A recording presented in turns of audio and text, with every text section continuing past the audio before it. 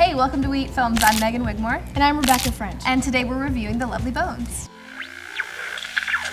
Lovely Bones was originally based on a book.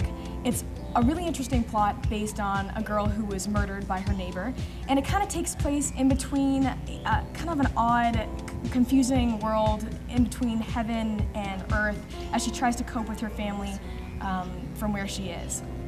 I really liked what Peter Jackson did with the CGI in this film. It really created a nice fantasy world. He drew from a lot of stuff that he's done with Lord of the Rings and King Kong in the past, and I liked the way that it was done.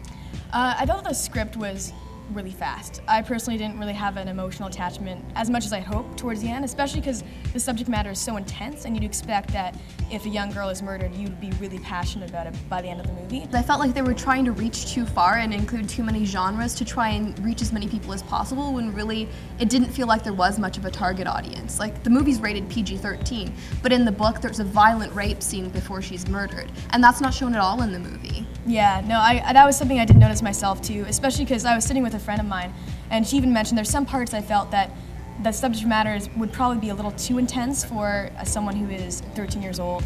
At the same time, when they're in the fantasy land, it almost seemed like it was geared towards a younger audience. And I understand it is a 14-year-old's idea of what heaven would be like, or in-between world. But I just felt there were some points I'm like, I feel like I'm watching a kid's movie. And there's other points where I'm like, I feel like I'm watching something that should be geared towards an older crowd. I can't watch a lot of movies where the main character dies because I'm kind of allergic to them. My eyes start leaking. It's not pretty. Overall, I thought this movie was okay. I would recommend, if anyone hasn't seen it yet, go read the book first, or see the movie with someone who's read the book, or see the movie multiple times to understand the symbolism, because I didn't quite get it. Overall, I thought the plot kind of went rather fast, like I mentioned before. It just skimmed through it. Wasn't a lot of emphasis or meat, not enough meat on those lovely bones, I guess. Overall, I'd rate it about 6 lovely bones out of 10. I probably would have rated higher if I had understood a little bit more of the plot itself, but that's just my personal opinion.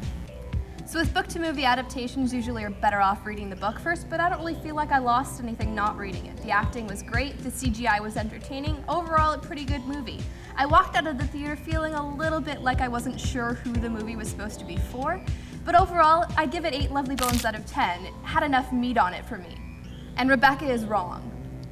Well, I'm not wrong, and my name is Rebecca French. And that's a matter of opinion, and I'm Megan Wigmore.